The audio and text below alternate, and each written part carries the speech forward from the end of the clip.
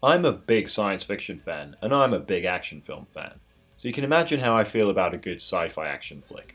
There are some great examples of these genre blends out there, but some definitely fly under the radar for a lot of people, and I want to highlight a few. These are films that use a futuristic or space-based setting, or a science-based concept within the story, yet that could comfortably be called action films too. And of course, I like to think they're worth seeing.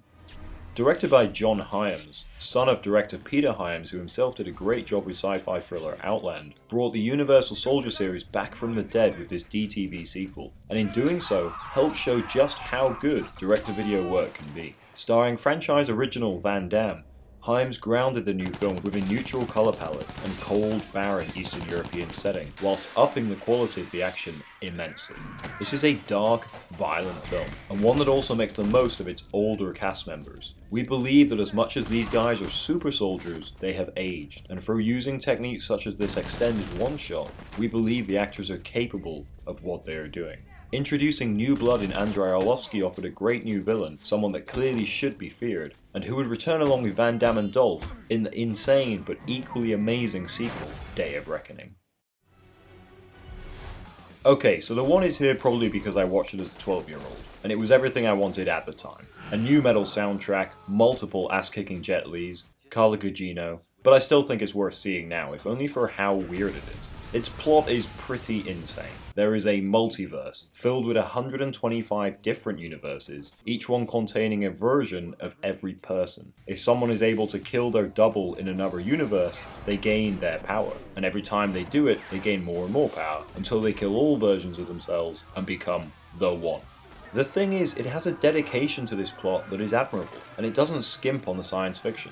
It is rare you see someone attempt to go as high sci-fi as this, while sticking with a traditional action film structure. You even get some fresh-faced Jason Statham, and you get to see Jet Li fight himself, which is somehow handled far better than that time he fought Michelle Yeoh, which I'm still not sure I'm over yet.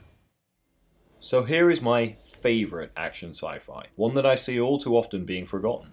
I'm impressed. Directed by the guy responsible for Kanye West's Power video, this is a unique and at times surprisingly prescient vision of a future starring a never better Sylvester Stallone, a delightful Sandra Bullock, and Wesley Snipes as the glorious villain, Simon Phoenix.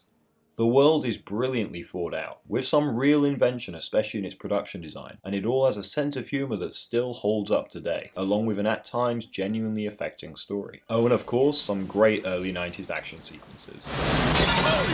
Demolition Man is just so much fun, and if you haven't seen it you should rectify that immediately. It wasn't soured by sequels of diminishing quality, and it doesn't look like it's getting a remake anytime soon. It's a wonderful sci-fi film, an incredibly entertaining action film, a hilarious comedy, and it's just a genuinely great time. You're gonna regret this the rest of your life. Both seconds of it. So I hope you enjoyed this, and let me know what you think of these films, and if there's any other underrated action or sci-fi gems I should check out in the comments below.